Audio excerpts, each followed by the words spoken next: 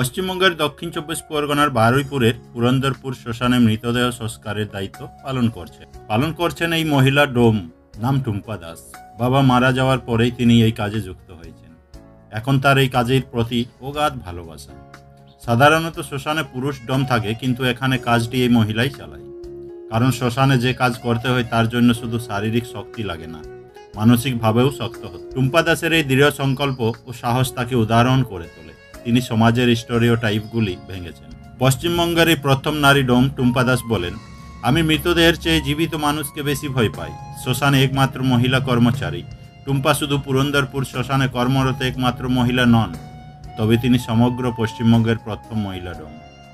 দেশের প্রথম ডোম ছিলেন ৭৬ বছর বয়সী যমুনা দেবী, যিনি বারাণসীর মণিকর্ণিকা ঘাটে কাজ করতেন। টুম্পা আরও বলেন, তার কাজ শুধু লাশ দাহ করা নয়, তবে মৃতদের নথি প্রস্তুত করতে, অন্ত্যেষ্টিক্রিয়া সম্পন্ন করতে এবং পরিবারের কাছে ছাই হস্তান্তর করতে হয়। শ্মশানে কত বেতন দেওয়া হয় জিজ্ঞেস করলে হতাশ মুখে টুম্পা জানায় যে তাকে শ্মশানে কাজ করার জন্য প্রতি মাসে ৫,০০০ টাকা দেওয়া হয়।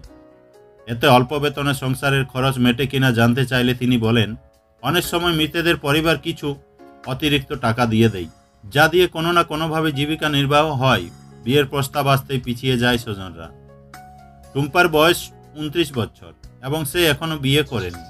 তাকে যখন প্রশ্ন করা হয় কেন সে এখনও বিয়ে করেনি, টুম্পা জানান, বিয়ের প্রস্তাব কেউ গ্রহণ করে না, কারণ সে শ্মশানে কাজ করে। একটি পরিবার বিয়ের প্রস্তাব নিয়ে এসেছিল, কিন্তু যখন তারা জানতে পেরেছিল যে মেয়েটি একটি শ্মশানে কাজ করে, তারা অবিলম্বে পিছু হটে।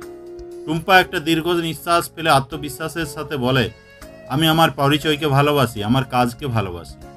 বিয়ে মানে যদি চাকরি হারানো হয়, আমি কখনোই বিয়ে করব না। তো এই কাজের জন্য ধন্যবাদ জানাই টুম্পা দাসকে, ও অন্তর থেকে শ্রদ্ধা ভালোবাসা জানাই ও স্যালুট জানাই।